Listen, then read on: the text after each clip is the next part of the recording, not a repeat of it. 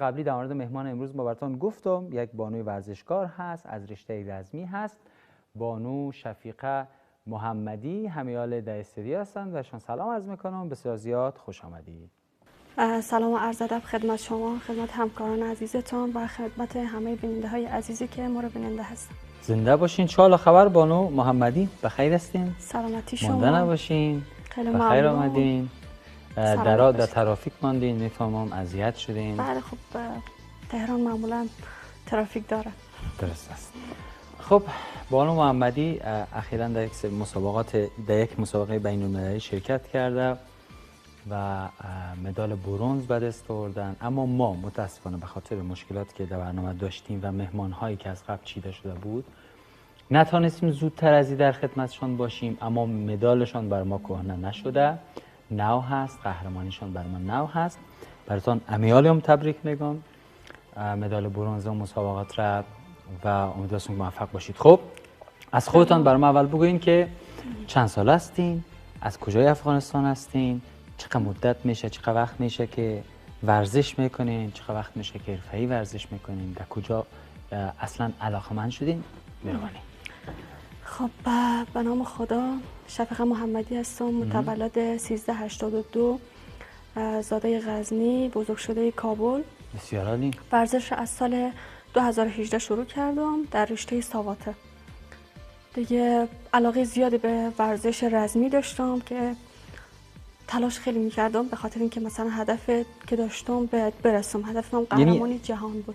از همون خردترکی شما علاقه داشتم به خب ورزش. چی شد که علاقه به ورزش رزمی شد؟ خب یک خانوم رشته رزمی در کشوری مثل افغانستان جنگ کردین که بچه خالتان بچه کاکایتان یک دفعه کدن سرتان مزه کرد که خوشتان آمد یا نه خیر. در کل ما دوستای ما رزمی کار بودن، مثلا مکتب که میرفتم اینا، بعد با اونا آشنا شدم، بعد کم کم به سمت ورزش رفتم، بعد علاقه من خیلی بیشتر شد به ورزش. یعنی خیلی بیشتر شد دیگه. بعد هدف تعیین کردم برای خودم که باید من قهرمان جهان شوم دیگه. بعد اون تلاش کردم و ورزش رزمی را به طور رسمی شروع کردم. در افغانستان؟ بله در کابل. در کدام کلب؟ نامش یادتان است؟ کلب خب من هم ساواته کار کردم هم کیک بوکس. خب ساواته را نزد استاد مصطفی باتور کار کردم که همین در کل ورزش رزمی رو من از ساواته شروع کردم. در کنار ساواته من ورزش کیک بوکس هم کار میکردم دیگه. همین. خیلی عالی. خیلی عالی. ممنون. در خانواده ورزشکار روزم هست؟ نه خیر. فقط یک خودتان؟ بله. چند خواهر و برادر هستین؟ 3 تا برادر دارم، 2 تا هم خواهر. از من بزرگتر هستم. کلایشان از شما کلان است؟ نه خیر. 2 تا خواهرم از من بزرگتر هستن با یک برادرم. 2 تا برادرم از من کوچکتر هستن. خب دست رو لب نکنین؟ نه خیر. خواهر مهربان که فکر میکنم بیشتر حامی هستین.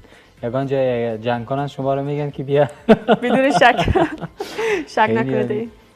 گفتین که خب یک خانواده تقریبا 7-8 نفره میشین. درست است؟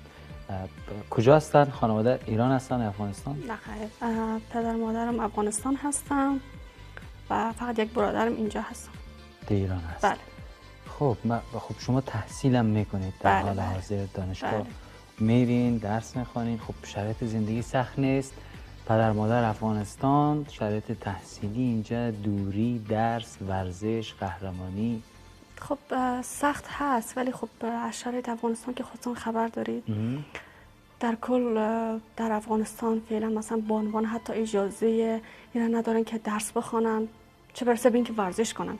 حتی اجازه کار هم ندارن. متاسفانه. خب چون ما اونجا شرایط خیلی بد شد و سخت گیر شد دیگه، ما مجبور شدیم که بیاییم ایران و ادامه تحصیل و ادامه ورزش بدیم. خیلی عالی که برای خودتان یک شرایط فراهم کردید که بیاین ورزش کنید و آرزوهایتان برسین. واقعا جای تحسین داره و اینکه حتی با یکی از خانواده دور شدین هدفتان از یادتان نرفته. بریم یکم طرف مسابقاتی که انجام دادین در موردش گپ بزنیم. بله.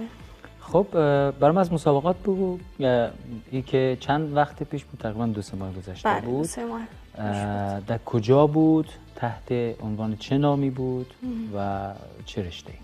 مسابقه که من شرکت کردم مسابقات جهانی کامبات گیمز بود به میزبانی کشور عربستان سعودی در تاریخ 20 الی 30 اکتبر در 16 رشته ورزشی برگزار شد که من از تیم افغانستان در رشته ساواته شرکت کردم و در این مسابقه تونستم که با شکست دادن حریف مدال برنز این مسابقات را کسب کنم. خب حریفی که شکست دادین از کدام کشور بود؟ از کشور رومانیا بود. رومانیا. بله. و مدال برنز. بله. خیلی عالی. سطح مسابقات هم تا اونجایی که من شنیدم سطح بالایی بوده. بله. و امیدوار هستم که در این مسابقاتی که در آینده به ناز شرکت کنید باز هم بتونید مدال آوری کنید و افتخار آفرینی کنید برای مردم افغانستان، خاصتا خانم های افغانستانی که در این شرایط حال حاضر افغانستان اوضاع خوبی را ندارن متاسفانه، ولی خب شما دارید نشان که هر جای باشین میتونید به اون هدفهایی که دوست دارید برسید. اکسیژن در کنار بانو شفیقه محمدی هستیم، ورزشکار رزمی از رشته ساواته که نزدیک به کیک بوکس هست. در بخش دوم گفتگو هستیم. خب بانو محمدی در مورد مسابقات گذشته گپ زدیم، بیا یکم در مورد آینده حرف بزنیم و شرایط حال حاضرت. ایران هستی، تحصیل میکنی، خانواده در افغانستان است، هزینه های زندگی سخت نیست؟ خب سخت که هست ولی خب چطور گذاران میشه؟ کار میکنی؟ بله، اینجا مصروف کار عکاسی هستم ولی فعلا یک مدتی که از کار دور شدم. مصروف درس و همین تمرین هستم. تمرین. خب میبخشید دمید دیگه پایتون آماده می‌کنی؟ ایراد نداره. خب مسابقات آینده گفتی، خودت برای کدام مسابقات داری آماده میکنی؟ انشالله اگر هماهنگی ها صورت بگیره در مسابقات اندونزی که مسابقات آسیایی هست میخوایم اشتراک کنم.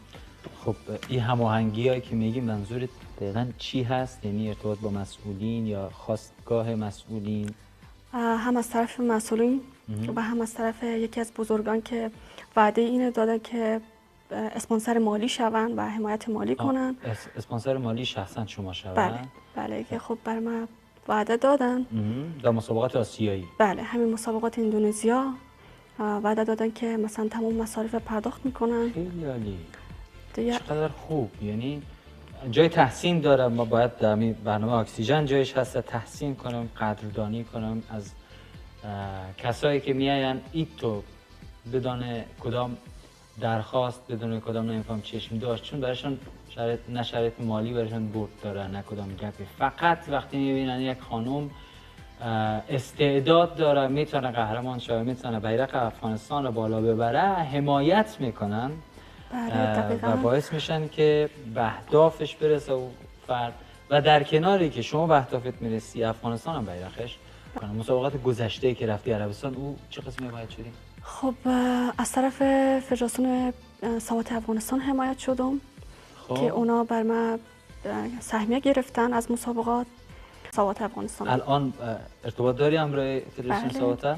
با رئیس فدراسیون ساواته افغانستان کجاستن؟ استاد مصطفی باتور که فعلا فرانسه هستن، با اونا در ارتباط هستم و برنامه‌های ما کلا تحت نظر استاد مصطفی باتور پیش میره و مسابقات اندونزی را هم ایشان گفتم ما در تلاش هستیم که بتونیم که هماهنگ کنیم. خیلی عالی. یعنی دو تا مسابقه استاد مصطفی باتور پیش میبره و بنا است که در مسابقات آسیایی اندونزیا آسیایی اندونزیا شرکت دو تا مسابقه وعده دادن که یکیش اندونزیا هست مسابقات آسیایی و یکیش مسابقات جهانی در کشور سلوانیا هست که اینا وعده دادن که ما در تلاشی هستیم که مثلا بتونیم که هماهنگ کنیم و یک تیم اعزام کنیم از طرف یک تیم اعزام بله یک تیم.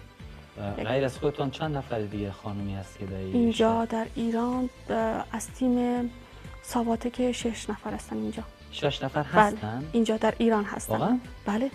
خب در اون مسابقات عربستان کس نرفته؟ در مسابقات عربستان یک دختر خانم به اسم مینا محیط زاده و یک آقا به اسم سعادت آیین اشتراک کردیم دیگه. سه نفر. خب بله 6 نفر هستین کسایی که ساعت کار بله. میکنین، ولی 3 نفر اونجا اضافه بله شدین. یعنی 3 نفر تونستیم سهم کسب کنیم. او قله‌ای که دوست داری یا هدفت هست که به او برسی و خودت رو میبینی در آینده یا دوست داری که ببینی چی از کجا هست؟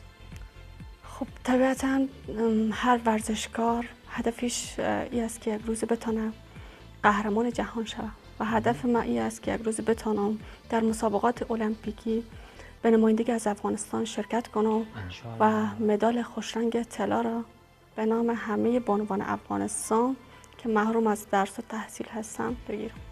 انشالله که موفق باشی با هدفی که جدا از اهداف شخصی یک هدف ملی هست با برسی. بله. و مدال طلا را برای کل بانوان افغانستان، خانم های ستم دیده افغانستان بله دقیقاً. برسانی. توقعت از مسئولین چی است؟ از مسئولین افغانستان؟ مسئولینی که در رشته ورزشی به هر حال فعالیت دارن. مسئولین بگی ورزشی بهتر است. دیگه مسئولین که نمیشه توقع داشت. خب مسئولین که فعلا حالا که همه برنامه‌ها در افغانستان که کلا بند شده دیگه. خب در ایران ایران فقط هدف فکر می‌کنم تنها خواسته شما حمایت است دیگه. حمایت مالی، حمایت معنوی. حمایت مالی و معنوی. خیلی عالی، خیلی عالی. تشکر از شما. اگر گپ و سخنی هست به عنوان حرف آخر در خدمتتون هستم. خب اولا که من از فامیلم تشکر میکنم که همیشه حمایتم کردن. دوما از رئیس فدراسیون استاد مصطفی باتور تشکر میکنم که همیشه حمایت کردن، چه معنوی بوده چه مالی بوده و همیشه راهنمایی کردن.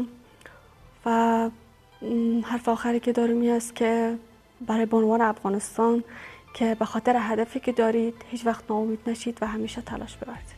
بسیار عالی، بسیار عالی. تشکر از شما، از سخنان زیبای شما خانم شفیقه محمدی. بسیار تشکر از اینکه امروز همراه ما بودین اینجا. خیلی ممنون از دعوت شما. خواهش میکنم. سلامت باشین. به هر حال استفاده کردیم از حضور شما. تشکر از شما. با هم بریم یک وقفه بگیریم، دوباره پس بیاییم.